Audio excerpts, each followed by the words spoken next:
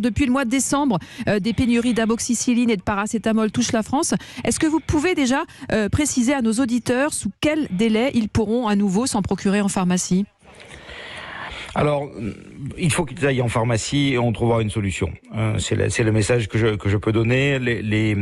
À la fois l'amoxicilline et le paracétamol sont toujours sous très forte tension, mais nous avons quand même des solutions entre nous pour en trouver. Il n'y a pas une rupture complète sur le territoire de ces produits.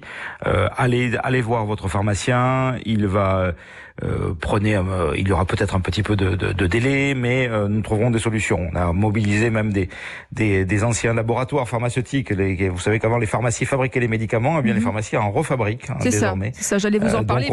Mais vous êtes inquiet parce que la pénurie touche désormais aussi les hôpitaux, Lille, à Marseille et dans d'autres CHU. On compte les comprimés désormais avant de les donner aux patients. Oui, c'est sûr que cette affaire est très inquiétante et elle est révélatrice d'un système.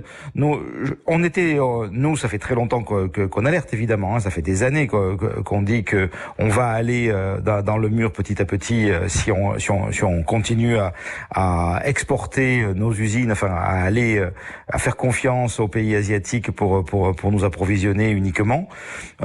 C'est un mouvement qui était inarrêtable. Bon, maintenant, il y a une prise de conscience. Des usines commencent à ressortir de terre. Donc, on pense que dans les années à venir, le mouvement va s'inverser, mais c'est long. Ce sera long.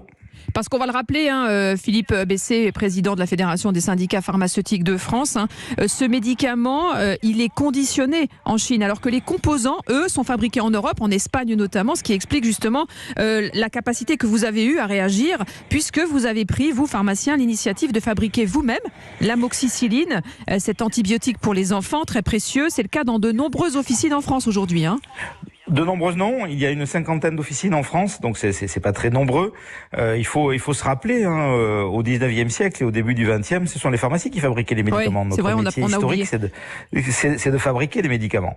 Et certains d'entre nous ont conservé ce savoir-faire et donc sont en capacité de réagir très vite à des productions de n'importe quel médicament, et ils le font pour le compte des confrères. Donc en fait, moi-même par exemple, j'ai un correspondant, un confrère pharmacien qui fait des préparations pour moi quand je les lui demande. Ouais. Donc ça, mais c'est du travail en plus. C'est 2-3 heures de travail en plus pour les préparateurs pour produire des milliers de gélules.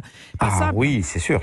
C'est sûr, c'est certain. Ce sont des officines qui sont quand même spécialisées là-dedans. Donc elles n'ont pas, ce n'est pas des pharmacies, on va dire standards, des officines normales.